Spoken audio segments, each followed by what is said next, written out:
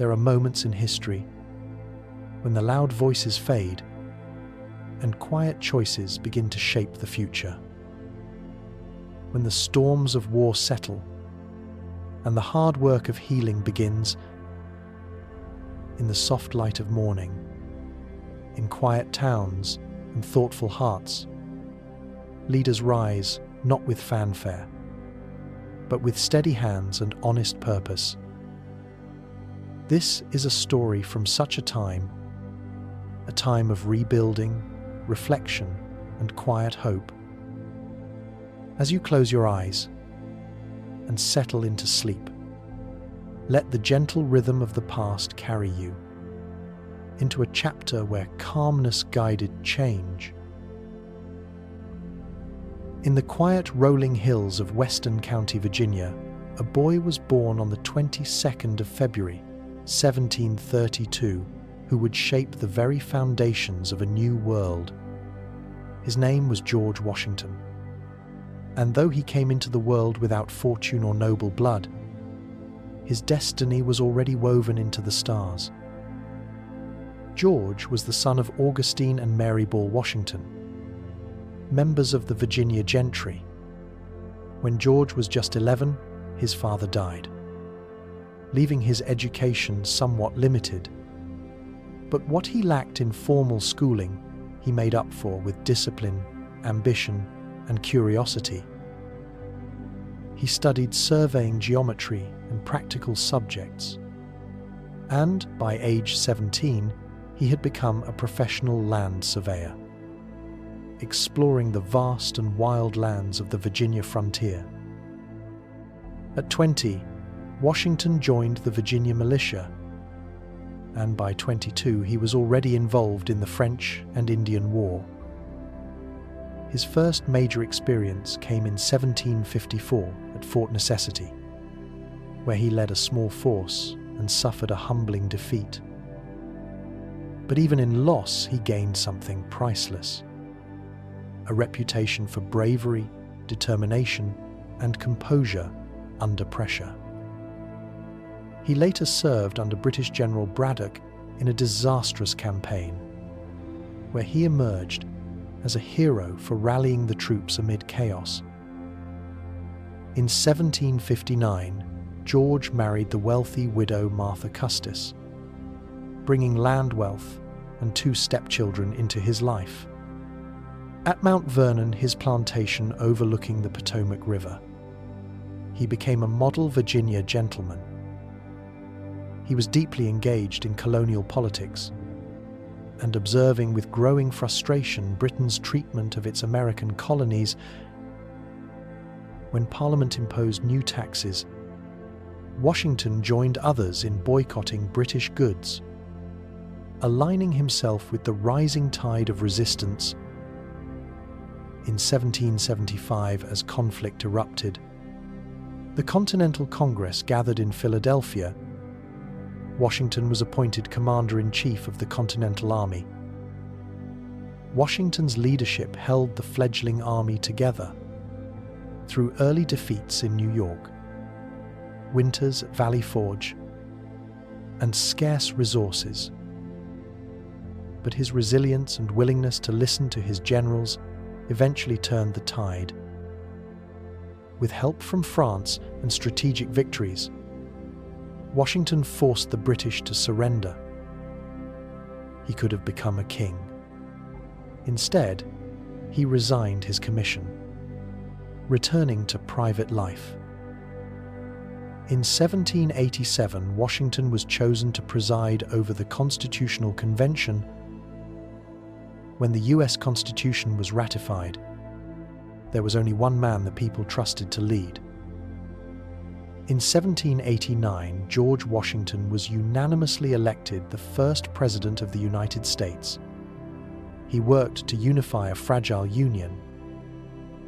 He oversaw the creation of the Bill of Rights and navigated foreign affairs with neutrality and caution. He stepped down after 2 terms. His farewell address warned against political parties and permanent foreign alliances. Washington returned to Mount Vernon, But his sense of duty never faded. On the 14th of December, 1799, George Washington passed away. George Washington was more than a general, more than a president. He was the embodiment of a nation's ideals. As you close your eyes and drift into dreams, picture a man standing beneath a snowy sky at Valley Forge, wrapped in a worn coat, looking out at an army that believes in him. Imagine him riding into New York as the war ends, then walking away from power, standing beneath the stars of a new flag, unsure of what lies ahead, but willing to lead. Because George Washington believed in the impossible dream of a free republic. On the 30th of October 1735, in the modest town of Braintree, Massachusetts, a boy was born who would help carve a nation from rebellion. His name was John Adams. While his fame would always be in the shadow of larger-than-life figures, his role in the founding of the United States was no less profound. The son of a farmer and shoemaker, young John grew up with a strong sense of duty, education, and faith. He was a spirited child, sharp-witted and independent, though he disliked school at first. His brilliant mind eventually led him to Harvard College, where he studied law and fell in love with the power of ideas. Adams began his career as a lawyer in Boston, where he quickly earned a reputation for integrity and intellect. He stood for what was right, even when it was unpopular. In 1770 year, when British soldiers fired into a crowd during the Boston Massacre, Adams defended the soldiers in court. He believed that every person deserved a fair trial, and though his defense was controversial, he won acquittal for most of the accused.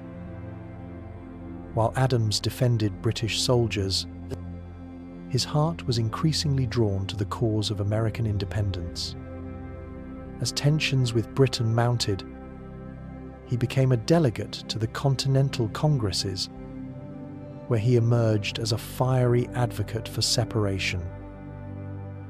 He nominated George Washington to lead the Continental Army and played a central role in drafting and defending the Declaration of Independence. While Thomas Jefferson was chosen to write the document, it was Adams who championed it, defending its principles with relentless passion. Adams was sent across the Atlantic as a diplomat, braving storms and war to build alliances and secure peace. He negotiated with France and the Dutch Republic and helped draft the Treaty of Paris. Through bitter winters and lonely months away from his beloved wife Abigail, Adams remained steadfast. His letters to Abigail are among the most beautiful and revealing in American history. When the new US government was formed, Adams was elected the first vice president, serving under George Washington. Though the role offered little influence, he remained loyal to the young republic. In 1796, Adams became the second president of the United States, narrowly defeating Thomas Jefferson. His presidency was marked by tension, including the Quasi-War with France and the Alien and Sedition Acts. In 1800, he refused to go to war with France, choosing peace over popularity. He lost the presidency to Jefferson, marking the first peaceful transfer of power between political rivals. Adams left Washington quietly, returning to his farm in Quincy, Massachusetts.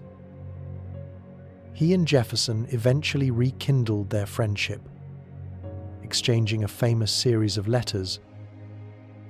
On the 4th of July 1826, the 50th anniversary of the Declaration of Independence, John Adams lay dying.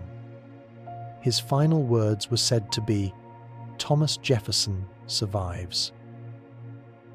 Unbeknownst to him, Jefferson had died just hours earlier.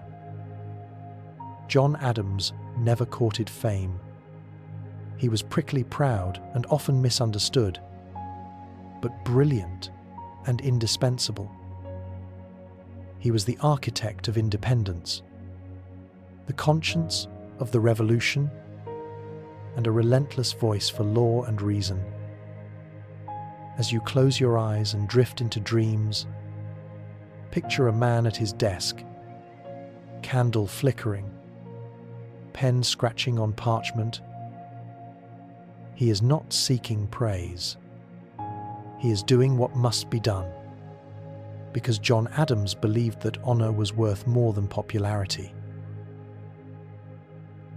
In the gentle hills of Shadwell, Virginia, on the 13th of April, 1743, a boy was born who would write the most powerful words in American history.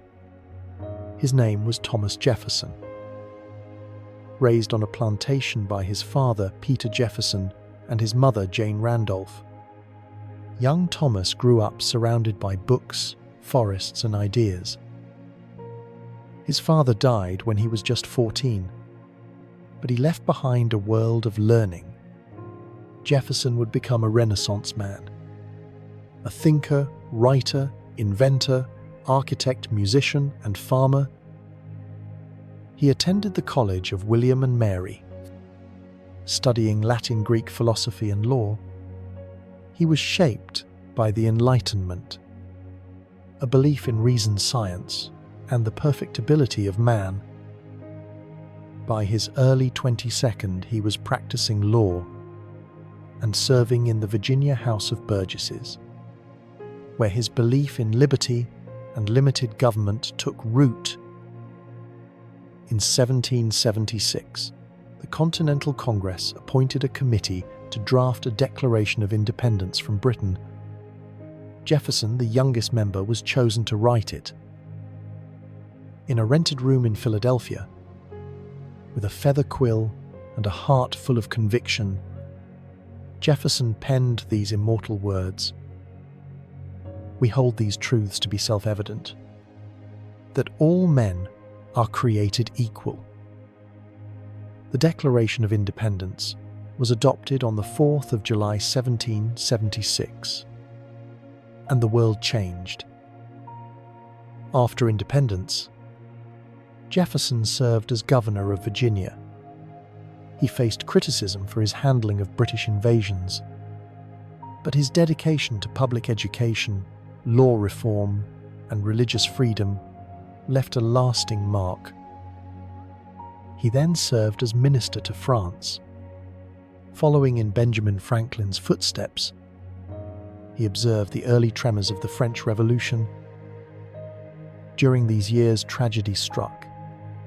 His beloved wife Martha died in 1782. Jefferson was devastated. He promised her he would never remarry. Returning to the US, Jefferson was appointed Secretary of State under President George Washington, but clashes with Alexander Hamilton soon defined his role. Jefferson led the Democratic Republicans, advocating for agrarian democracy and states' rights. He believed the strength of America lay in its farmers. After serving as vice president under John Adams, Jefferson ran for president in 1800. The campaign was brutal, but Jefferson won.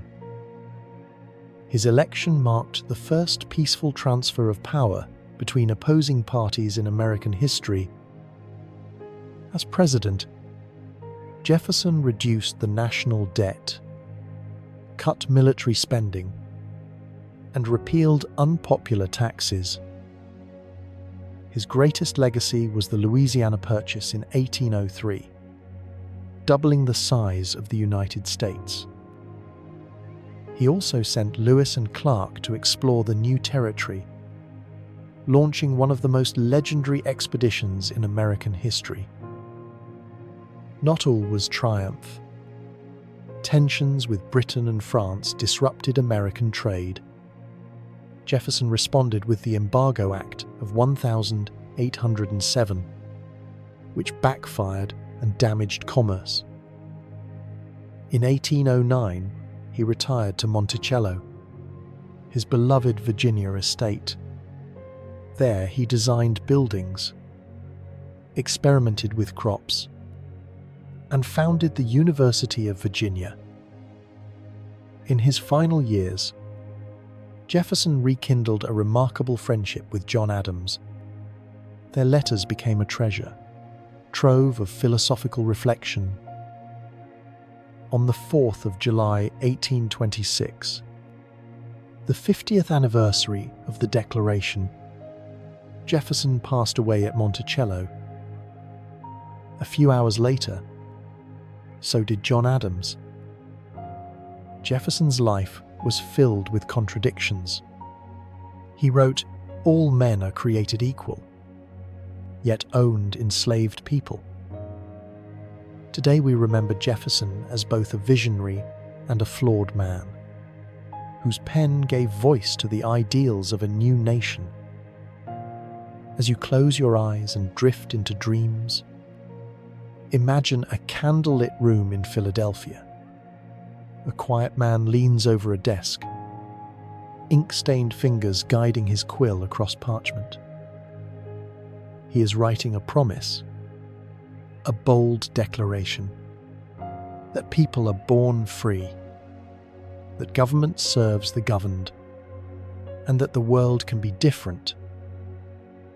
Because Thomas Jefferson believed in the power of ideas, the world changed. In the gentle countryside of Port Conway, Virginia, on the 16th of March 1751, a baby boy was born, who would one day draft the very foundation of a nation. His name was James Madison. Though he was small in stature, often frail and soft-spoken, his mind was a towering force. Raised on a tobacco plantation in Orange County, Madison was the eldest of 12 children in a wealthy but grounded family. From a young age, he was known for intense curiosity, devouring books with the appetite of a philosopher. He studied Latin, Greek, history, mathematics, and law. At Princeton University, he completed a 4-year degree in two. Driven by hunger for knowledge, he would become the most bookish, perhaps the most introverted of all the founding fathers. By the 1770s, the colonies were boiling with unrest. Though Madison was not a fiery speaker or battlefield hero, he believed deeply in liberty and representative government.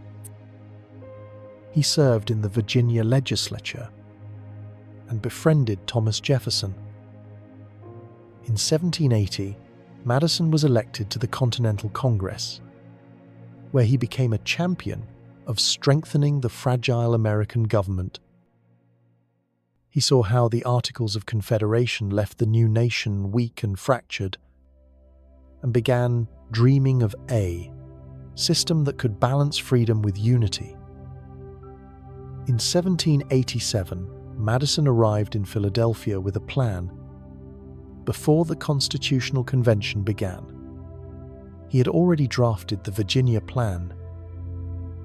He proposed a government with 3 branches and checks and balances, and during the convention, he became the intellectual heartbeat of the gathering. Afterward, he and others wrote the Federalist Papers, persuasive essays defending the Constitution. His essays are still studied today. Though he once doubted the need for amendments, Madison listened to critics, and as a representative in the First Congress, he led the drafting of the Bill of Rights, In 1794, Madison married Dolly Payne Todd, a young widow full of charm and social brilliance. Together, they were a perfect political partnership. Madison served as Secretary of State under Jefferson, helping manage the Louisiana Purchase. In 1809, James Madison became the 4th President of the United States. Inheriting a nation caught between European powers, the War of 1812 would define his presidency, driven by British violations of American sovereignty. Madison reluctantly asked Congress to declare war. In 1814, British troops invaded Washington, D.C., burning the White House. Dolly famously rescued important documents and a portrait of George Washington. The war ended in 1815 with the Treaty of Ghent, and a new sense of American identity was born.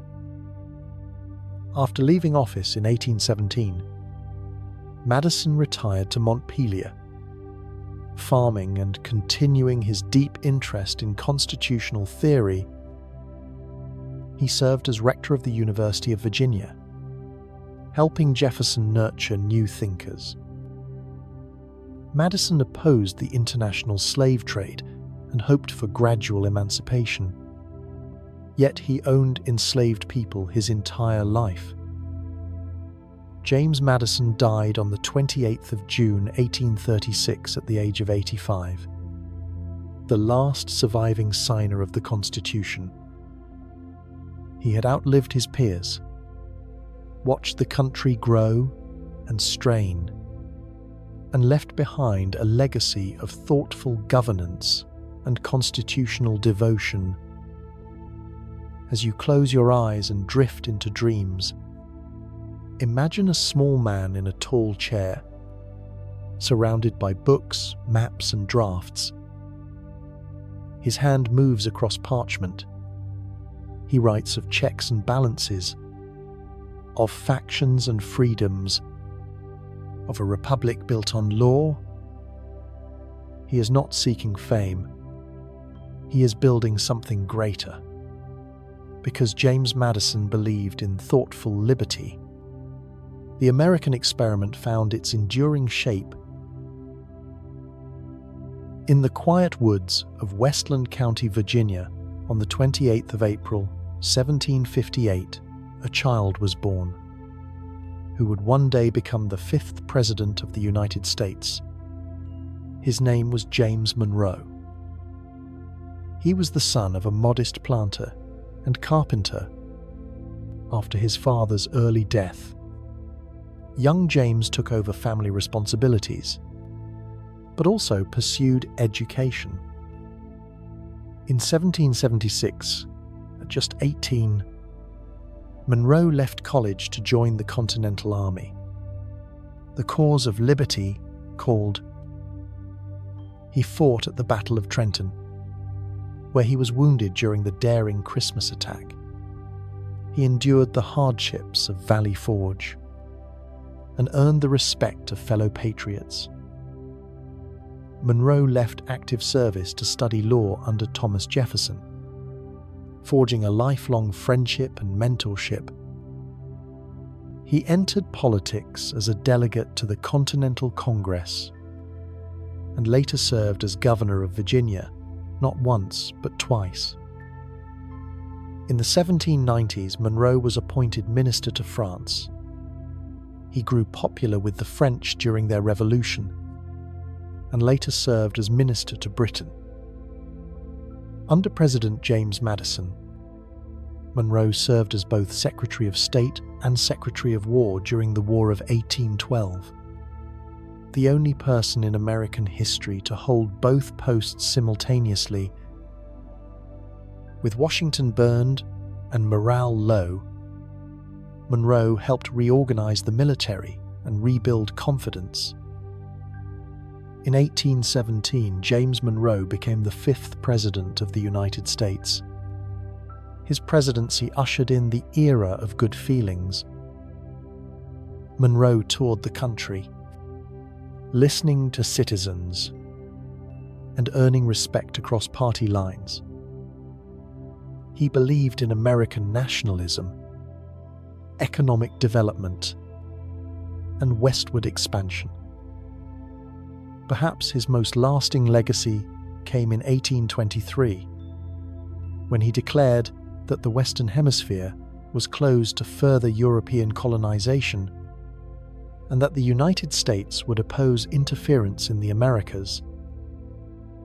This bold stance, later known as the Monroe Doctrine, became a cornerstone of American diplomacy. During Monroe's presidency, the US acquired Florida, and 5 new states joined the Union. But the Missouri Compromise of 1820 revealed deepening divisions. Monroe signed it, hoping to preserve peace. After 2 terms, Monroe retired in 1825. He returned to Virginia and struggled with debts. His beloved wife Elizabeth passed away in 1830. Monroe moved to New York City to live with his daughter. There, on the 4th of July 1831, 5 years after Jefferson and Adams died, James Monroe passed away at the age of 73. He was the last president who had fought in the Revolutionary War, and the last of the Virginia dynasty. Though less bold than Washington, or eloquent than Jefferson, Monroe was a steady hand, a unifying figure. His doctrine lived on, invoked by presidents from Lincoln to Roosevelt to Kennedy. His belief in American strength and independence still shapes the world. As you close your eyes and drift into dreams, imagine a man walking the fields of Virginia, remembering when he marched through snow behind George Washington. Picture him standing before Congress, calmly announcing that America would defend its neighbors. Imagine a man who never sought glory, but carried the memory of revolution in his heart and the weight of a growing nation on his shoulders. Because James Monroe believed in strength through unity, the nation he helped nurture continued to grow. On the 11th of July 1767, in a small saltbox house in Braintree, Massachusetts, a baby boy was born into the very heart of America's founding storm. His name was John Quincy Adams. His father was John Adams, future second President of the United States, and his mother, Abigail Adams, was a fierce intellect and moral compass. As a child, John Quincy witnessed the American Revolution, standing atop a hill to watch the Battle of Bunker Hill, and traveling across Europe during his father's diplomatic missions. He met world leaders like Catherine the Great and Benjamin Franklin, and by adolescence was fluent in multiple languages. He studied at Harvard and absorbed the philosophies of liberty, governance, and diplomacy. At 14, he served as secretary to the American envoy in Russia. By 26, he was named US Minister to the Netherlands, and later Minister to Prussia. George Washington praised him as the ablest of all our young men. He had the education of a prince, but his mission was the Republic. In 1803, Adams was elected to the US Senate. Though a Federalist, he followed his conscience more than his party. He supported Jefferson's Louisiana Purchase, showing that he cared more for principle than popularity. President Madison appointed him minister to Russia and later to Britain, where he helped negotiate the Treaty of Ghent. Under President Monroe, Adams served as Secretary of State. orchestrating the Adams-Onis Treaty and acquiring Florida. He supported internal improvements and commercial expansion, but his most famous legacy was the Monroe Doctrine. Though it bore Monroe's name, it was Adams who crafted it. In 1824, Adams ran for president. The election went to the House of Representatives, and with Henry Clay's support, Adams was elected. Jackson's supporters called it a corrupt bargain, and Adams' presidency was haunted by suspicion. Still, he pursued ambitious goals, envisioning an America bound by roads, canals, and ideas. But Congress blocked many of his efforts. His was a presidency of frustrated brilliance. After losing the 1828 election to Andrew Jackson, Adams did not retire. In 1831, he was elected to the House of Representatives. There he became known as Old Man Eloquent, championing science, infrastructure, and most of all, the abolition of slavery.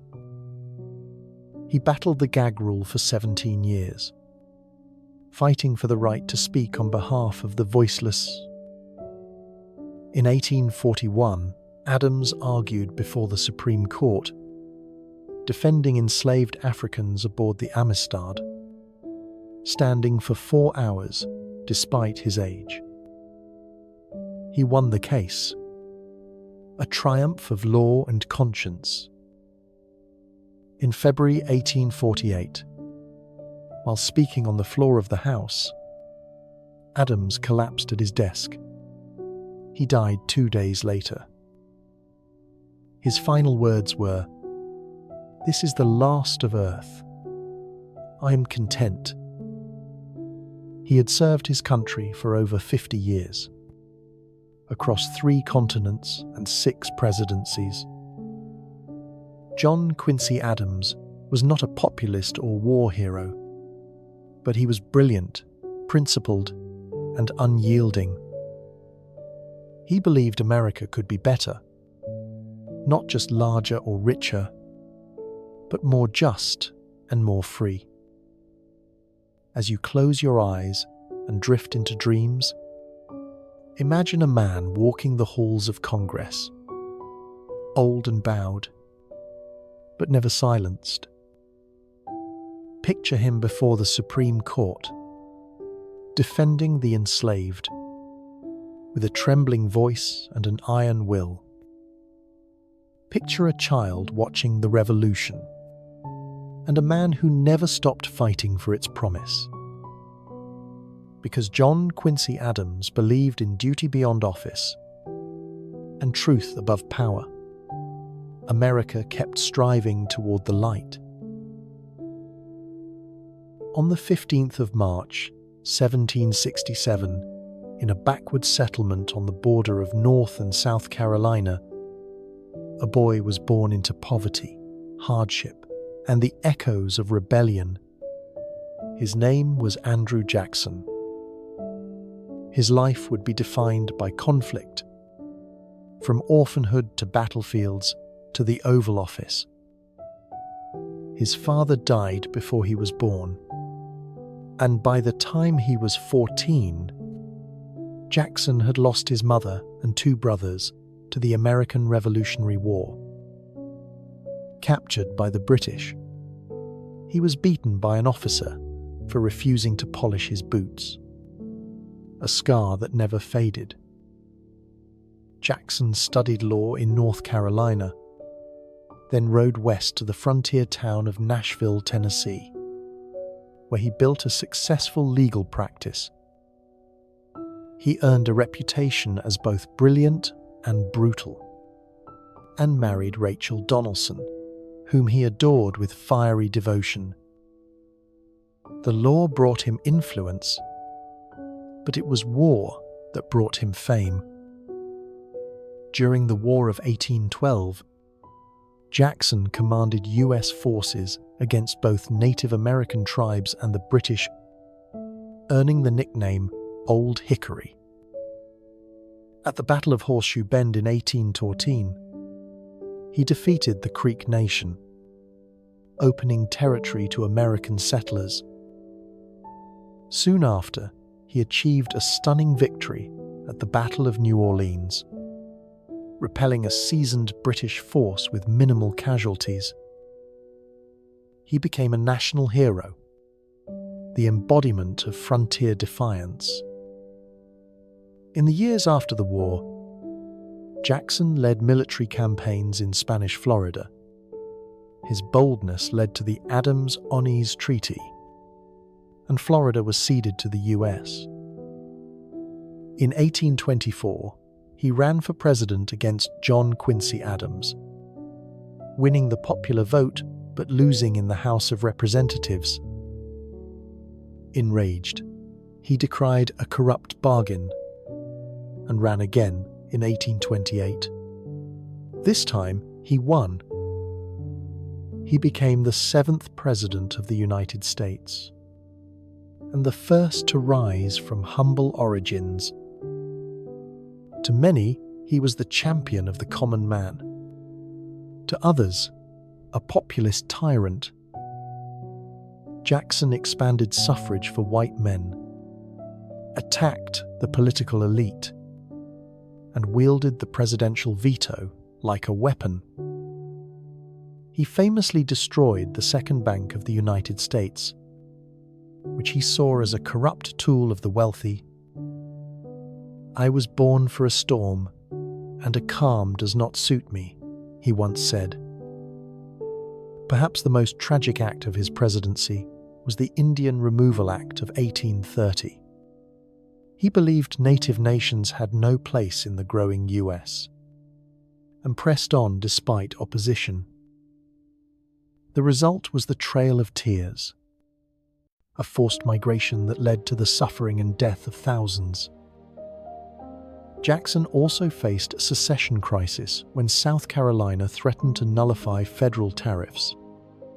He responded with a firm warning: "Disunion by armed force is treason." He preserved the Union, but revealed the tensions that would later erupt into civil war. Jackson retired in 1837 to the Hermitage, his Tennessee plantation, where he mourned Rachel, who had died before he took office. He died on the 8th of June, 1845, surrounded by family and friends. His last words were, "Be good children, all of you, and strive to be ready when the change comes." Andrew Jackson's legacy is one of contradiction. He expanded democracy while denying it to many, strengthened the presidency while defying the courts. He was a hero to some and a villain to others. But he changed the office, the nation, and the meaning of what it was to be American. As you close your eyes and drift into dreams, imagine a man on horseback, silhouetted by cannon fire, sword raised high. Picture that same man standing in the Oval Office, resolute, unbending, braced against the storm. He was flawed. He was fierce. He was a force. Because Andrew Jackson believed the people should rule, the presidency became a pulpit, and the nation a battlefield of ideals. In the quaint village of Kinderhook, New York, on the 5th of December 1782, a baby boy was born who would one day charm, scheme, and stride his way into the White House. His name was Martin Van Buren. He was the first president born after the American Revolution, and the first born a citizen of the United States. His parents were of Dutch descent, and Martin grew up speaking Dutch as his first language, learning English only as he grew older. His father was a tavern keeper and farmer, giving young Martin early access to political talk, gossip, and negotiation. He studied law through an apprenticeship, never attended college, and became a lawyer by the age of 21. In the New York State Senate, Van Buren became a master of political organization. He believed in building coalitions, keeping his friends close and his rivals even closer. He helped form the Albany Regency, a powerful political machine in New York. People began to call him the Little Magician for his ability to make deals, unite factions, and rise quietly. By the 1820s, Van Buren had become a US senator and a force in national politics. He opposed elitism and supported the rise of the Democratic Party. He saw in Andrew Jackson a kindred spirit, strong, popular, and untamed. Van Buren helped engineer Jackson's 1828 campaign, organizing a national party with discipline. In return, Jackson made Van Buren his Secretary of State, then Vice President. Jackson was the storm, Van Buren the quiet wind that redirected it. In 1836, Van Buren became the 8th President of the United States. He stepped into office just as the panic of 1837 hit, a devastating financial crisis. Though the seeds of the panic were planted before his presidency, Van Buren bore the blame. He resisted heavy intervention. He created the independent treasury system, separating federal funds from private banks. He remained personally popular, elegant, polite, and a gifted conversationalist. He was a fierce opponent of slavery's expansion, though cautious in approach. In 1840, the Whigs rallied behind William Henry Harrison, and Van Buren lost re-election in a landslide. After leaving office, Van Buren tried to return in 1844, but lost the nomination. In 1848, he ran as the Free Soil Party candidate, opposing the expansion of slavery. Knowing he wouldn't win, he retired to his estate, Lindenwold, in Kinderhook, wrote his memoirs, and watched the nation grow divided over slavery. He died on the 24th of July, 1862, in the midst of the Civil War. Though his presidency had faltered in crisis, his political genius and party building made him vital to America's evolution. Martin Van Buren didn't win wars or write grand declarations, but he built the machine that made American democracy run. He believed in majority rule and in peaceful transfers of power. As you close your eyes and drift into dreams, picture a man in a fine coat pacing a quiet study, pen in hand, whispering strategies that move nations, sipping coffee at dawn, reviewing letters from across the country, quietly weaving alliances that hold a fragile union together. Because Martin Van Buren believed politics could be an art, the United States became a more democratic, more responsive republic. On the 9th of February, 1773, in the heart of Charles City County, Virginia, a baby boy was born into the American Revolution. His name was William Henry Harrison. He came from one of Virginia's most distinguished families. His father, Benjamin Harrison, was a signer of the Declaration of Independence. Young William grew up among the ideals of liberty and governance, surrounded by the echoes of revolution. In 1791, Harrison joined the U.S. Army and quickly distinguished himself in the Northwest Indian War, serving under General Anthony Wayne. His leadership helped secure American control of the Northwest Territory. He married Anna Tuthill Sims, the daughter of a prominent judge, and together they would have 10 children. As governor of the Indiana Territory, Harrison negotiated land deals with Native American tribes. Tensions escalated until 1811, when Harrison led U.S. forces against Tecumseh and his confederation at the Battle of Tippecanoe. It was a hard-fought victory that cemented his reputation as a frontier hero. His fame only grew during the War of 1812, where he defeated British troops and native allies at the Battle of the Thames. After the war, Harrison retired to his farm in North Bend, Ohio, but the call of politics proved too strong.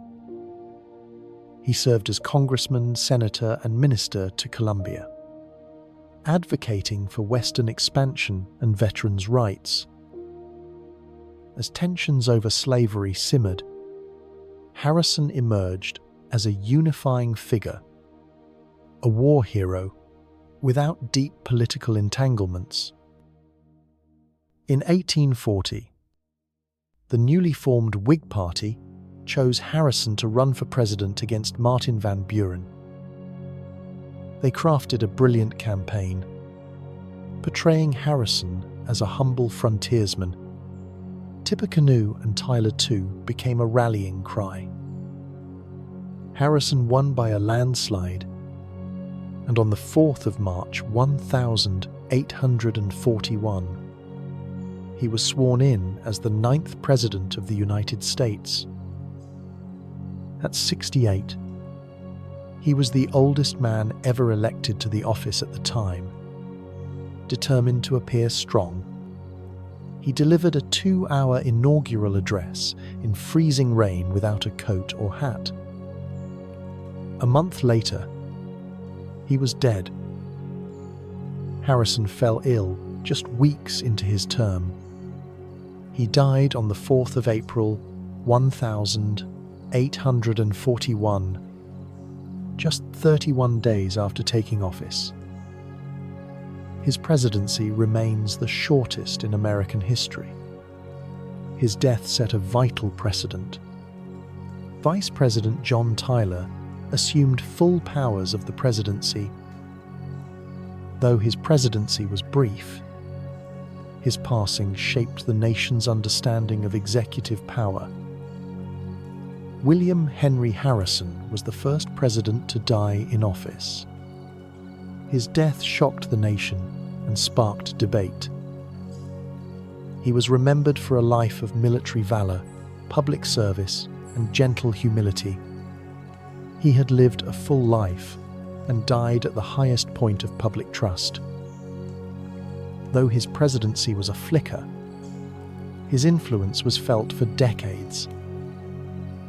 His grandson, Benjamin Harrison, would later become the 23rd president. His campaign style helped usher in the age of modern electioneering. He was not a philosopher or visionary, but a soldier, a father, and a reluctant politician. As you close your eyes and drift into dreams, imagine a man in a log cabin, sipping cider, a saber from Tippecanoe hanging above the hearth. Picture him riding into the rain on Inauguration Day, proud, hopeful, unaware. That history would remember him more for how briefly he stood than how long he fought, because William Henry Harrison believed in duty above comfort. He gave his all, even if for just 1 month. On the 29th of March, 1790, in the rolling fields of Charles City County, Virginia, a baby boy was born into a family steeped in American tradition. His name was John Tyler. Like his predecessor, William Henry Harrison, he was born into the world of Virginia aristocracy and revolution.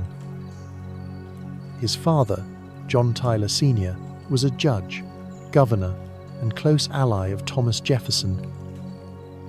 From an early age, young John was fed a steady diet of states' rights, classical education, and Southern pride. He graduated from the College of William and Mary at just 17 and became a lawyer by 19. But his true passion, politics.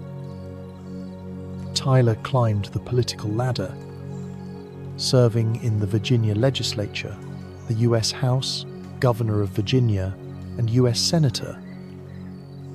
He was a staunch advocate for states' rights, wary of centralized federal power. Though once a Democrat, he grew disenchanted with Andrew Jackson's forceful presidency and joined the Whig Party. In 1840, the Whigs nominated William Henry Harrison and chose Tyler to balance the ticket. Log cabins, cider barrels, and the slogan "Tippecanoe and Tyler too" carried them to victory. When Harrison died, just 31 days into his presidency, the nation was thrown into confusion. Tyler made his position clear. He was fully and officially the president. He took the oath, moved into the White House, and began exercising presidential powers.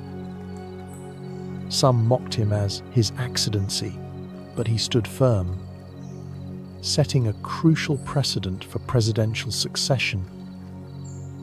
Once in office, Tyler clashed with the Whigs, vetoing their plans to re-establish a national bank, infuriating party leaders. The Whigs expelled him from the party. His cabinet resigned, and Congress attempted to impeach him. Tyler was a man without a party, governing alone. Still, he pressed on, signing the Webster-Ashburton Treaty, resolving border disputes with Britain, and opening trade with China. He advocated for the annexation of Texas, a move that expanded U.S. territory and deepened tensions over slavery. During his presidency, his wife Letitia died, the first Lady to pass away in the White House. A year later, he married Julia Gardiner. Together they had 7 children. On top of 8 from his first marriage, Tyler fathered 15 children.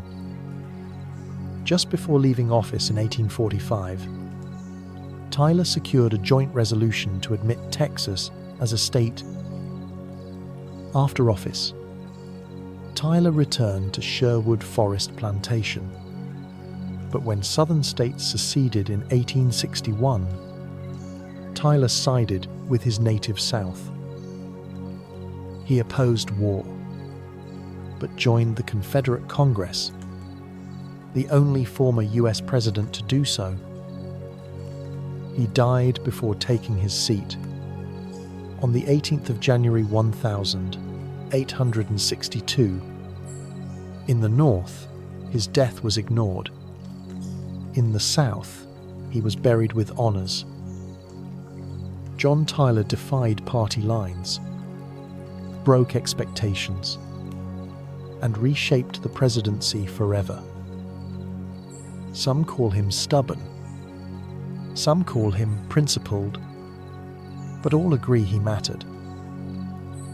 As you close your eyes and drift into dreams, to picture a man walking alone through the halls of the White House, knowing the nation doubts him, but leading anyway. Imagine a quill scratching letters to foreign dignitaries, a mind burning with plans to expand a fragile union. Because John Tyler believed in the Constitution above all else, the presidency endured, even when the world was unsure. On the 2nd of November 1795, in a log cabin in Pineville, North Carolina, a boy was born who would one day redraw the map of a nation. His name was James Knox Polk. From humble frontier roots, he would rise to become one of the most determined and underrated presidents in American history. Sickly as a child, young James underwent surgery at age 17 without anesthesia. The pain would mark him, but so would the toughness he developed from surviving it. He was quiet, focused, and serious. His mother instilled in him deep religious values. His father encouraged ambition. Polk graduated from the University of North Carolina with high honors and a reputation for sharp debate. After studying law in Tennessee, he opened a legal practice and quickly entered politics. He was elected to the Tennessee legislature and in 1825 to the U.S. House of Representatives, where he served for 14 years. Polk was a staunch Jacksonian Democrat, devoted to Andrew Jackson's vision of limited government, expansionism, and popularism. He rose to become Speaker of the House, the only president in history to have held that role. After a brief stint as governor of Tennessee, Polk seemed to vanish from the political spotlight until 1844. The Democratic National Convention was deadlocked, and a compromise emerged. James Knox Polk. He ran on a platform of annexing Texas, asserting American claims over the Oregon Territory, and acquiring California from Mexico. He promised to serve only one term, but to get things done, Polk entered the White House in 1845 with a laser-sharp agenda: lower tariffs, establish an independent treasury, settle the Oregon boundary, and acquire California and the Southwest. He worked tirelessly, reading every bill, writing his own speeches, and maintaining a punishing schedule. Within months, he had re-established the independent treasury, passed the Walker Tariff, and negotiated the Oregon Treaty with Britain. In 1845, Texas was annexed, sparking tensions with Mexico. Polk sent troops to the disputed border, and when Mexican forces attacked, war was declared. The Mexican-American War became one of Polk's most defining chapters. U.S. forces captured key cities, including Mexico City. The Treaty of Guadalupe Hidalgo in 1848 granted the U.S. over 5,000,000 square miles of territory. In just 4 years, Polk had added more land to the U.S. than any other president. True to his promise, Polk did not seek re-election. He had set goals, achieved them, and left office exhausted. 3 months later, James Knox Polk died of illness. On the 15th of June 1849, he had worked himself to the bone, giving his life to the presidency. His wife, Sarah Childress Polk, would live 42 more years, fiercely guarding his legacy. Polk is rarely listed among the most famous presidents, but historians admire him for being the rare politician who kept his promises. His expansionist policies fulfilled the dream of manifest destiny, but deepened divisions that would nearly destroy the Union. Still, he reshaped the United States forever. As you close your eyes and drift into dreams, imagine a man hunched over a desk lit by candlelight, scribbling plans to push borders westward.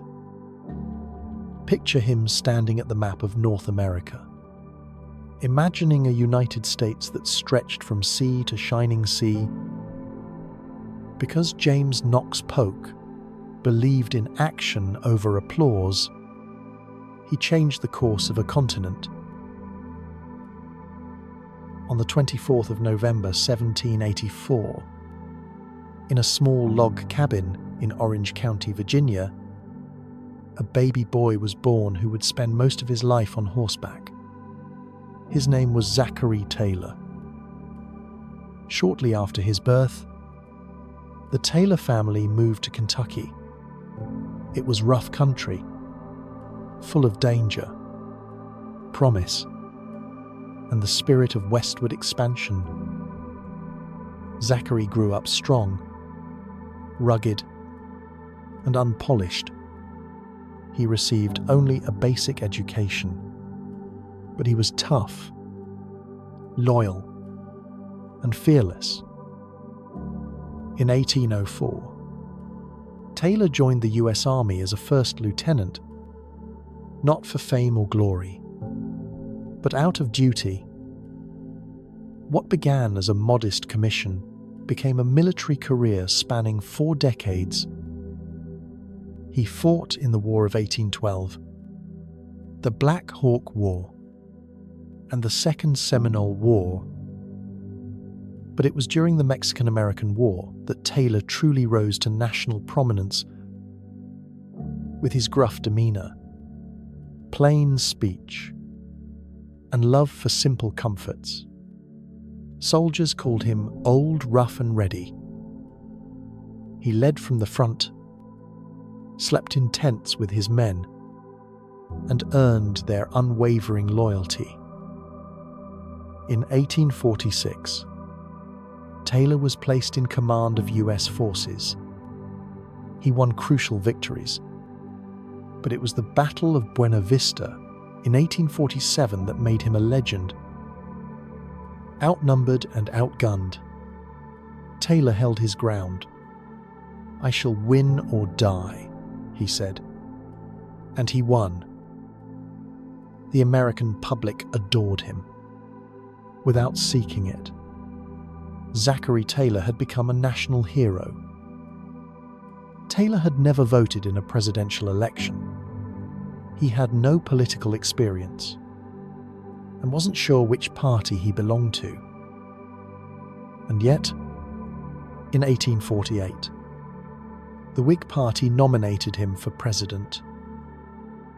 His war record, honesty, and non-partisan image made him the perfect candidate. He won the election and became the 12th President of the United States.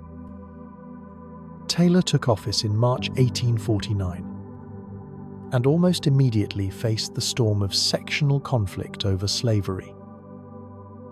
Though Taylor was a slaveholder, he opposed the expansion of slavery into new territories and threatened to use military force against any state that tried to secede. "Disunion is treason," he declared. On the 4th of July 1850, after attending ceremonies in the heat, Taylor returned to the White House, ate raw fruit and cold milk, and fell ill. Within 5 days, he was dead. The 9th of July 1850. Taylor's presidency lasted only 16 months. He was the second president to die in office. Though brief, his presidency revealed a man of principle, willing to stand against powerful interests to preserve the Union. His unexpected death paved the way for Millard Fillmore, who signed the Compromise of 1850. Some believe Taylor would have opposed it. His family buried him in Louisville, Kentucky. Zachary Taylor wasn't polished, but he was honest, brave, and loyal to the men he led and the country he served. He spent more time in tents than in parlors, more years on horseback than in debate. As you close your eyes and drift into dreams, imagine a dusty soldier with sun-leathered skin sitting by a campfire. Picture him rising to lead men into battle, then later rising to lead a fractured nation with the same grit and quiet resolve. Because Zachary Taylor believed in doing what was right, not what was easy, he earned the trust of a nation. On the 7th of January, 1800, in a modest log cabin nestled in the hills of Cayuga County, New York, a boy was born into poverty and hardship. His name was Millard Fillmore. Though the world he entered was cold and unadorned, he would rise to stand beneath the great dome of the U.S. Capitol as the 13th President of the United States.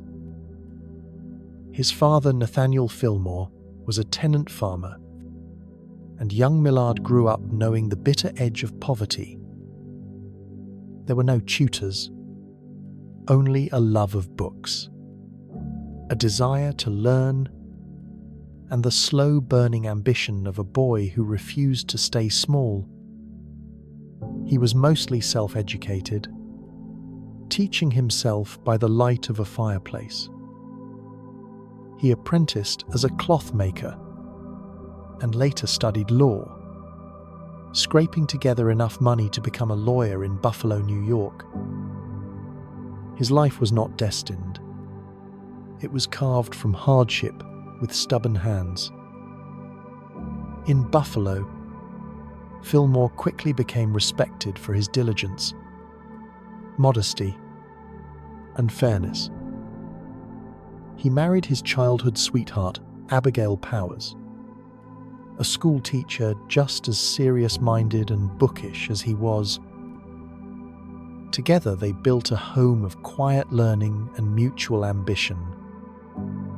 In 1828, Fillmore was elected to the New York State Assembly, and in 1832 to the U.S. House of Representatives.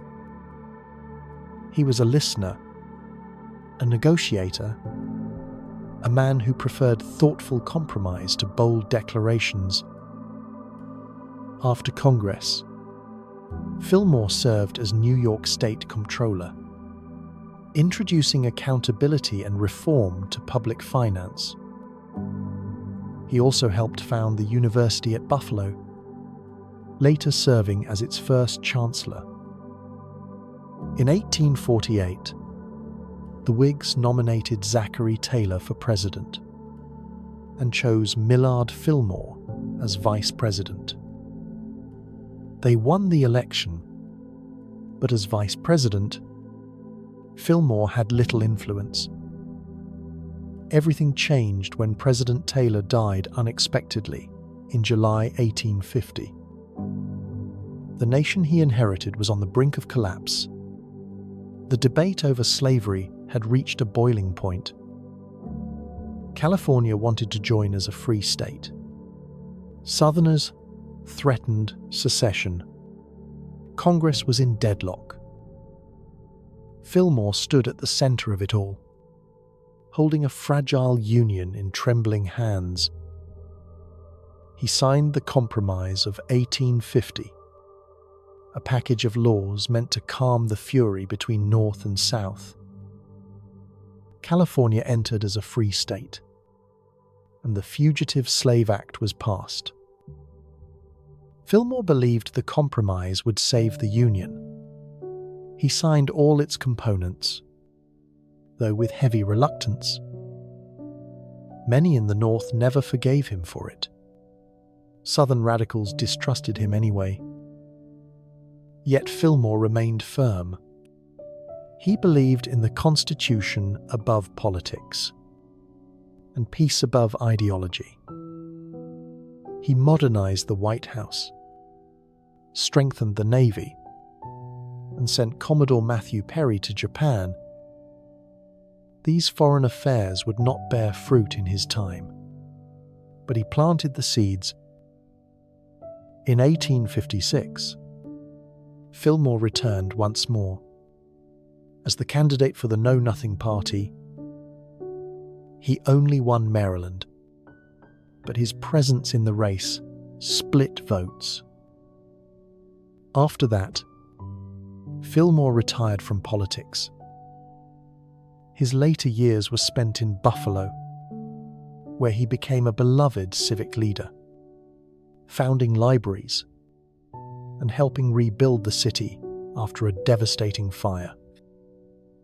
His beloved Abigail had died while he was president. In 1858, he married Caroline Carmichael. He died on the 8th of March, 1874, at the age of 74. By then, the Civil War had come and gone. The compromise he once hoped would save the nation had only delayed the inevitable. Millard Fillmore was not a visionary or a warrior. He did not light fires. He tried to quiet them. He rose from poverty to the presidency with no help but his own mind and effort. As you close your eyes and drift into dreams, picture a small house in Buffalo, warmed by a fireplace. Inside, a quiet man with silver hair is bent over a book, reading by candlelight. He is not dreaming of power. He is dreaming of peace, hoping his country will remember the power of patience, learning, and compromise. Because Millard Fillmore believed that unity is built by ordinary people doing their quiet part, even when the noise of history is deafening. On the 23rd of November 1804, in a small town called Hillsborough, New Hampshire, a baby boy opened his eyes to the world. His name was Franklin Pierce. Though no seer could have foretold it, he would one day become the 14th President of the United States. He was the son of Benjamin Pierce, a Revolutionary War veteran and twice governor of New Hampshire. The Pierce household was firm but nurturing. Young Franklin was charming, gentle, and well-liked. He had a kind smile, a glimmer in his eye, and a softness in his soul. He studied at Bowdoin College, where he roomed with the future writer Nathaniel Hawthorne. Though blessed with charm and eloquence, his life would be shadowed by loss and sorrow. By his mid-20s, Pierce had already been elected to the New Hampshire legislature, then the U.S. House of Representatives, and later the Senate. He abhorred confrontation and believed deeply in the Union. He married Jane Means Appleton, the delicate, religious daughter of a college president, where Franklin was social. Jane was shy and melancholy. She hated politics. He loved her dearly. In 1842, he resigned from the Senate to return to New Hampshire, prioritizing family over politics. When war broke out with Mexico in 1846, Pierce volunteered to serve. President Polk appointed him a brigadier general. Though mocked by some as inexperienced, Pierce proved courageous in battle. He returned home with a hero's welcome, proof that he was not merely charming, but brave. In 1852, party leaders were deadlocked. After 48 ballots, they turned to a compromise. Franklin Pierce, the perfect dark horse, good looks, military service, unblemished record. Running against the aging war hero Winfield Scott, Pierce campaigned on unity and peace. He won in a landslide. Just weeks before Inauguration Day, tragedy struck.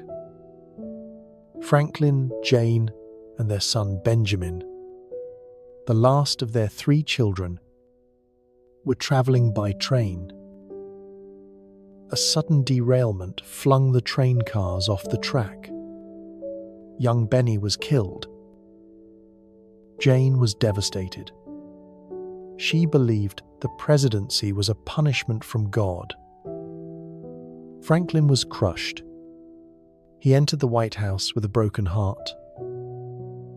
He supported the Kansas-Nebraska Act of 1854, allowing territories to decide the slavery issue. Instead of calming tensions, it ignited violence known as Bleeding Kansas. His administration's inability to stop the bloodshed eroded his popularity.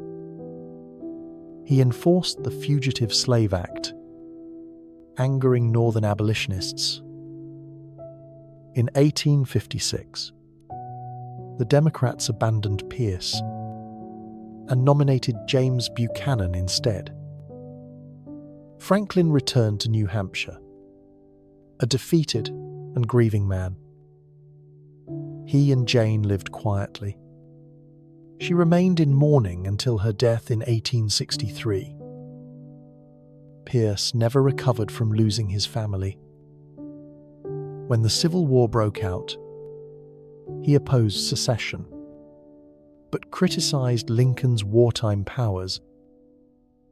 Old allies turned away. His drinking increased. Franklin Pierce died on the 8th of October 1869, at the age of 64, in Concord, New Hampshire. His presidency was remembered as a cautionary tale.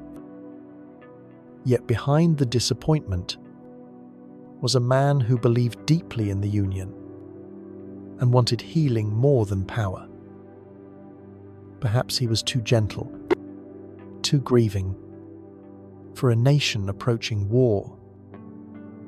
As you close your eyes and drift into dreams, picture a quiet room in a New Hampshire home. A man sits alone by the fire, a letter from an old friend in one hand, a glass in the other. He is not plotting power. He is remembering a little boy with a bright smile, a wife's gentle laugh, a country that once felt whole. Because Franklin Pierce believed in unity more than politics, and in peace more than pride, he became a portrait of sorrow in a time of fury. On the 23rd of April 1791, in a log cabin in Cove Gap, Pennsylvania, a baby boy was born to a frontier merchant and farmer. His name was James Buchanan. He would grow to be a man of polished manners, legal brilliance, and complex contradictions. The only bachelor president in American history, and the last to lead before the firestorm of civil war. Raised in a prosperous Scotch-Irish family, Buchanan studied at Dickinson College, where he earned a reputation for both mischief and intellect. After graduating and studying law, he He opened a successful practice in Lancaster, Pennsylvania, and soon became one of the state's most respected attorneys. Buchanan entered the Pennsylvania House of Representatives in his 20s, and then moved quickly to the U.S. House of Representatives, serving 10 years. He was elegant, persuasive, and meticulous, a man who valued law, order, and diplomacy above all. Tall, courtly, and ever impeccably dressed, Buchanan became a fixture in Washington. He was engaged once to Anne Coleman, but their relationship ended in heartbreak. Anne died soon after, and Buchanan never married. Over the next decades, Buchanan served as minister to Russia, United States Senator from Pennsylvania, and Secretary of State under James Knox Polk.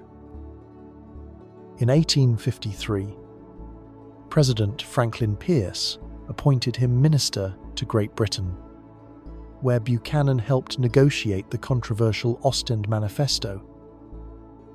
By 1856, America was tearing at the seams. Buchanan's long resume and absence from the Kansas-Nebraska debates made him an ideal Democratic candidate. He ran against Republican John Charles Fremont and former President Millard Fillmore, winning the presidency with support from the South and Northern Democrats. From the beginning, Buchanan sought to be a constitutional steward, but his efforts often appeased the South while alienating the North. He supported the pro-slavery Lecompton Constitution in Kansas, despite obvious corruption in the process. Then came the infamous Dred Scott decision. Buchanan had pressured the court behind the scenes. During Buchanan's final year in office, the crisis deepened. John Brown's raid on Harper's Ferry shocked the nation. The Democratic Party splintered. Abraham Lincoln was elected in 1860 without a single Southern state. Southern states seceded one by one. Buchanan declared secession illegal, but also claimed the federal government had no authority to stop it. He did nothing to stop the seizure of federal forts, arsenals, and navy yards. In March 1861, 1861, Buchanan handed the presidency to Abraham Lincoln. He returned to Wheatland, his Pennsylvania estate, where he spent the rest of his life writing his memoirs. He died on the 1st of June, 1868, a year after the end of the Civil War. James Buchanan is often ranked among America's least effective presidents, blamed for his failure to act. And yet, he was not a man of malice. He was a man of law. The nation needed courage, not caution, vision, not delay. His tragedy was not his intent. It was his inaction. As you close your eyes and drift into dreams, imagine a grand estate in Pennsylvania, its halls lined with books, its study aglow with candlelight. A white-haired man sits at a desk, pen in hand, trying to explain what went wrong. He was no tyrant, no villain, just a man who could not stop a rising tide. Because James Buchanan believed the Constitution could hold back the storm, he waited for peace, while war marched in. On the 12th of February, 1809, in a single-room log cabin in Hardin County, Kentucky, a child was born who would one day redefine freedom for a nation. His name was Abraham Lincoln. From the humblest of beginnings, he would rise to become the 16th President of the United States and one of its most beloved. He was the son of Thomas and Nancy Hanks Lincoln, frontier farmers of modest means. Life was hard. The family moved often, eventually settling in Indiana and later Illinois. Lincoln's mother died when he was 9, leaving a tender scar that never truly healed. He had less than a year of formal schooling, yet devoured every book he could find. The Bible, Shakespeare, and law books shaped a mind sharpened not in halls of academia, but under oil lamps in the wilderness. Tall, gangly, and awkward, he became known for his quick wit, deep melancholy, and uncanny wisdom. He studied law on his own, passed the bar in 1836, and began practicing in Springfield. He traveled the circuit courts by horseback, becoming known as a compelling storyteller, a sharp legal mind, and a man of absolute honesty, earning the nickname Honest Abe. In 1842, he married Mary Todd, a sharp-witted woman from a wealthy Kentucky family. Their marriage was often fiery but full of affection. They would have 4 sons, though only one, Robert, would survive into adulthood.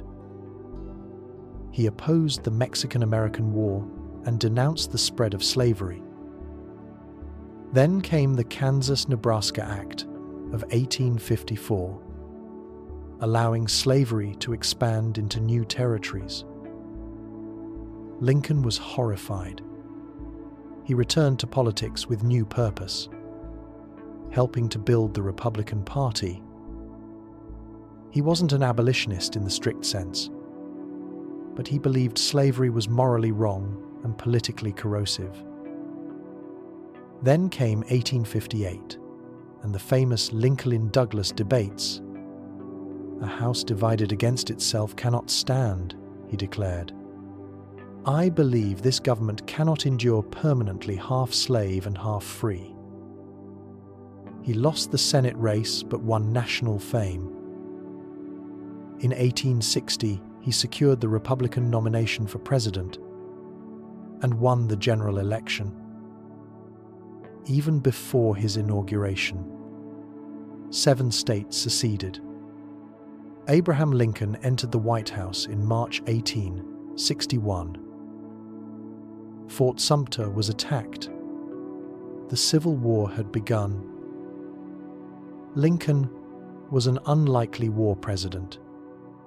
No military background, no battlefield experience. But he proved to be a master strategist, choosing commanders carefully, managing public opinion, and expanding executive powers. He faced criticism from all sides, yet through it all, he remained steady. On the 1st of January 1863, Lincoln signed the Emancipation Proclamation, declaring that all slaves in Confederate-held territories were free. It transformed the war into a moral crusade and allowed black soldiers to join the Union Army. "If my name ever goes into history," he said, "it'll be for this act, and my whole soul is in it." In November 1863, he gave the Gettysburg Address, a speech that redefined American democracy. That government of the people, by the people, for the people, shall not perish from the earth. In 1864, Lincoln was re-elected amidst exhaustion and loss. General Ulysses Grant was closing in on victory. And Lincoln spoke of reconciliation. With malice toward none, with charity for all, let us bind up the nation's wounds. On the 9th of April, 1865, General Robert E. Lee surrendered at Appomattox. The war was over. Just 5 days later, Lincoln attended a play at Ford's Theatre.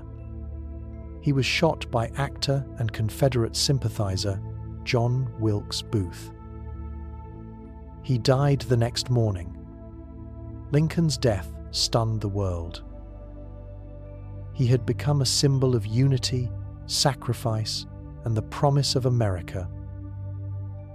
As you close your eyes and drift into dreams, imagine a tall figure walking slowly through the White House, reading Shakespeare under candlelight.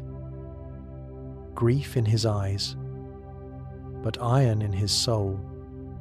Picture him leaning over the desk to sign the Emancipation Proclamation. Not as a gesture, but as a rebirth of the nation's soul.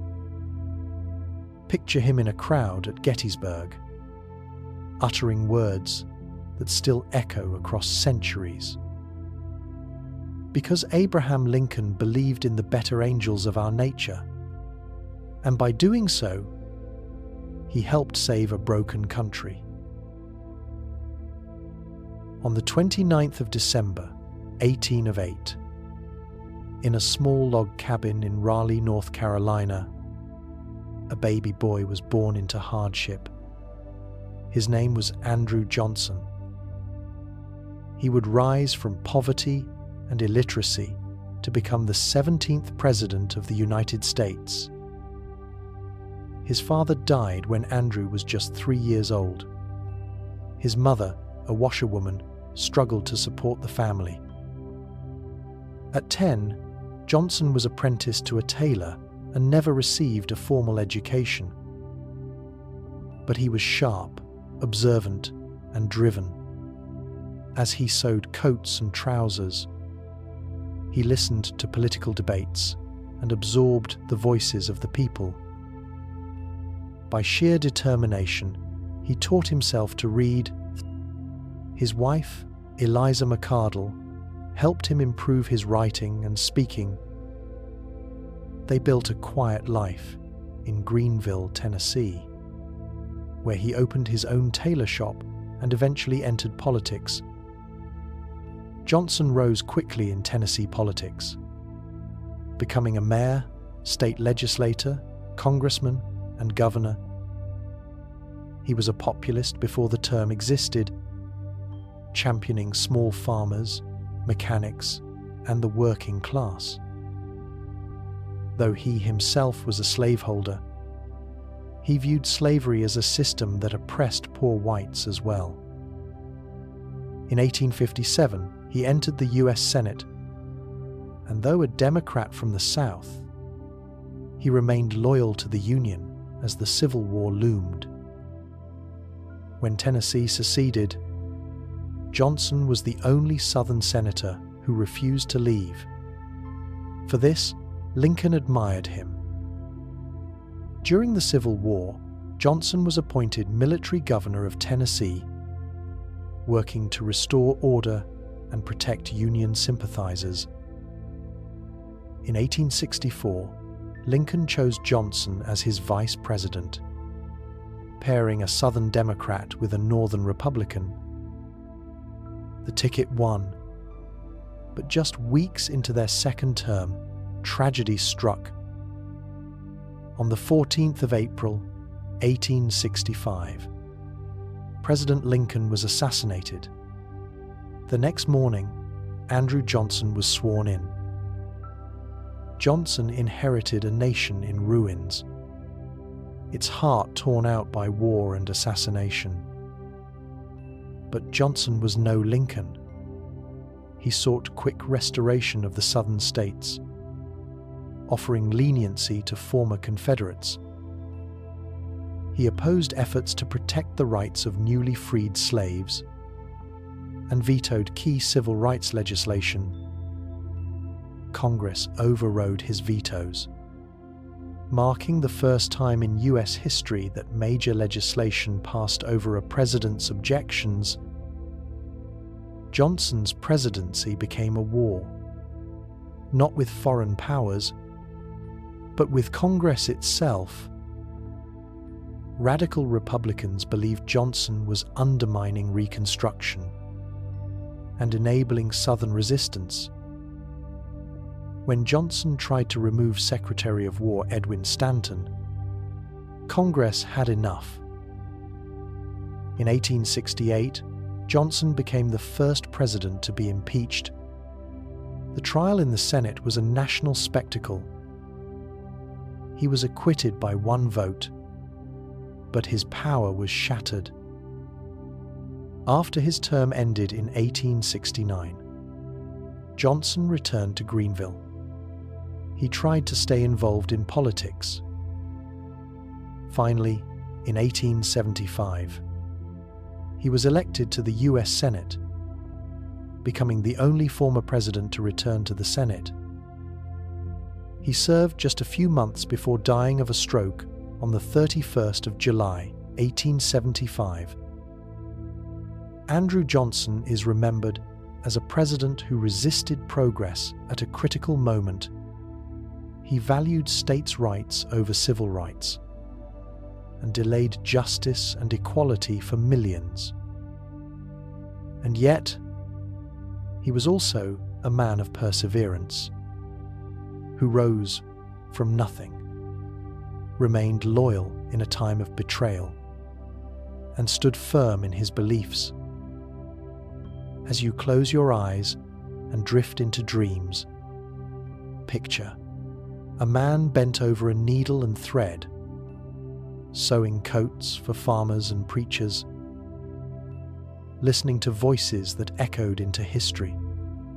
Picture him sitting alone in a smoky room, torn between past and future, struggling to understand the country he tried to lead, because Andrew Johnson believed in mending a broken union, but lacked the vision to make it whole. On the 27th of April, 1822, in the river town of Point Pleasant, Ohio, a quiet boy named Hiram Ulysses Grant was born. Later, through a bureaucratic mix-up at West Point, he would become known to history as Ulysses Grant. He was the son of Jesse and Hannah Grant, raised with strong values of hard work, humility, and perseverance. Young Ulysses preferred horses to books, solitude to society. He was gentle, reserved, and had no dreams of greatness. At age 17, he received an appointment to West Point. He didn't want to go, but he went. Though he never excelled academically, he was an extraordinary horseman, known for his calm, courage, and quiet resolve. After graduation, Grant served with distinction in the Mexican-American War, gaining valuable military experience. He married Julia Dent, a Southern woman from a slave-holding family, with whom he shared a tender, enduring love. They would raise 4 children together. Peacetime proved difficult. Grant struggled with depression and alcohol, a battle he would quietly face throughout his life. In 1854, he resigned from the army. By 1860, he was working in his father's leather goods store in Galena, Illinois. Then came Civil War. In 1861, Grant offered his services to the Union, appointed colonel, and soon brigadier general. His first major victory came at Fort Donelson in Tennessee, where he demanded unconditional surrender. At Shiloh, he faced fierce criticism for heavy casualties, but refused to be shaken. President Lincoln saw something rare in Grant, a man who fought and did not complain. In 1863, Grant orchestrated the siege of Vicksburg. It gave the Union control of the Mississippi River and split the Confederacy. Lincoln placed him in command of all Union armies. Grant moved east, facing off against Robert E. Lee. Battles like the Wilderness, Spotsylvania, and Cold Harbor were bloody and indecisive. But Grant pressed on. He besieged Petersburg and strangled the Confederate supply lines. Finally, on the 9th of April, 1865, Lee surrendered to Grant at Appomattox Courthouse. Grant's terms were generous. He allowed Confederate soldiers to return home with their horses and sidearms. The war is over. The rebels are our countrymen again. Grant returned home a national hero, celebrated with parades and songs. He had saved the Union. In 1868, the Republican Party nominated him for president. His campaign slogan was simple: "Let us have peace." He won decisively, becoming the 18th President of the United States. Grant's presidency was shaped by the struggle to rebuild the South and protect the rights of formerly enslaved people. He supported the 15th Amendment and used federal troops to fight the Ku Klux Klan. He created the Department of Justice, signed the Civil Rights Act of 1875, and appointed African Americans and Jewish Americans to government posts. But his presidency was also marred by corruption scandals. Grant himself was honest, but many of his appointees were not. After leaving office in 1877, Grant and Julia took a world tour, welcomed by kings, queens, and emperors. But financial trouble awaited. He was swindled in a Ponzi scheme, losing his entire fortune. Soon after, he was diagnosed with throat cancer, facing death and poverty. He began writing his memoirs, finishing them just days before he died, ensuring financial security for Julia. He died on the 23rd of July, 1885, and was mourned as a national treasure. Grant's reputation rose and fell with time. But in recent decades, historians have come to admire him as a civil rights champion. He was not a brilliant speaker, nor a political tactician. He was a man who acted when others faltered. He fought not for glory, but to hold the Union together and ensure liberty for all. As you close your eyes and drift into dreams, picture a man in a dusty blue coat, standing beneath a worn battle flag. He does not speak much. He writes. He rides. He remembers. He leads. Not with flash or fury, but with steady resolve. Because Ulysses Grant believed in peace through perseverance, and by holding the line, he helped a wounded nation find its way. On the 4th of October, 1822, in Delaware, Ohio, a baby boy was born to Sophia Burchard Hayes, just 10 weeks after the death of her husband. She named him Rutherford Burchard Hayes. He lived in the shadow of both absence and resilience. Sophia raised Rutherford and his sister with quiet strength and fierce independence. She read to them often, nurturing a love of books and a strong moral compass. Rutherford grew up bright, thoughtful, and soft-spoken, traits that would define his adult life.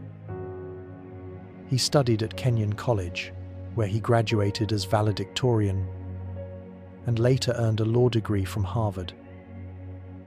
He returned to Ohio to build a life as a lawyer, respected for his intellect and integrity. He married Lucy Ware Webb, an educated and principled woman who would become the First Lady to hold a college degree. They shared a deep commitment to abolitionism, temperance, and reform. When the Civil War broke out, Hayes didn't hesitate. Though nearly 40 and a father of young children, he volunteered for the Union Army and quickly rose to the rank of Brigadier General. He was wounded multiple times, most seriously at South Mountain, where he continued leading even after being shot through the arm. After the war, Hayes entered politics. He served as a U.S. congressman and then as governor of Ohio. He was praised for his honesty, his advocacy for public education, and his efforts to support African American rights. In 1876, the Republican Party nominated Hayes for president, an honest man at a time of widespread political fatigue and scandal. His opponent was Democrat Samuel Tilden, a reform-minded governor from New York. The election was one of the most disputed in American history. Tilden won the popular vote, but 20 electoral votes were in dispute. After weeks of confusion and a special electoral commission, a deal was struck. The Compromise of 1877. In exchange for Hayes becoming president, Republicans agreed to withdraw federal troops from the South. Rutherford Hayes was inaugurated in secret on the 3rd of March, 1877, under heavy guard. Though born of compromise, Hayes's presidency was guided by integrity and idealism. He believed in equal rights, civil service reform, and healing a divided nation. He fought against political patronage, supported education for Black Americans, and spoke openly about the need for racial justice. He refused to seek a second term, staying true to his promise. Hayes was often criticized for being too passive, but he governed with deep conviction and unshakable ethics. After leaving office in 1881, Hayes retired to his estate, Spiegel Grove, in Fremont, Ohio. He dedicated his time to promoting education, particularly for Black students, and supporting prison reform. He championed temperance and civic responsibility, quietly continuing the work he believed in. He and Lucy remained devoted until her death in 1889. Hayes followed her 4 years later, passing away on the 17th of January, 1893. Rutherford Hayes is rarely listed among America's most famous presidents, but his life was a model of modesty, service, and moral courage. He believed in doing the right thing, not the flashy thing. He sought to restore trust in the presidency and guide a fractured nation back toward hope. As you close your eyes and drift into dreams, picture a man walking through quiet woods in Ohio, his hand in his wife's, his thoughts on children learning in schools he helped build. He smiles softly, not because he was celebrated, but because he served, because Rutherford Hayes believed that leadership was not about power, but about purpose. And so, in the hush that follows the storms of history, we find the soft steps that built peace. Not every chapter ends with triumph, but with lessons quietly planted, like seeds beneath the soil. In every calm voice, in every honest choice, a nation begins to heal. Let your thoughts drift now, past the echoes of battles and speeches, into the stillness of purpose. Because even in the quietest moments, history moves forward, and dreams of a better world begin.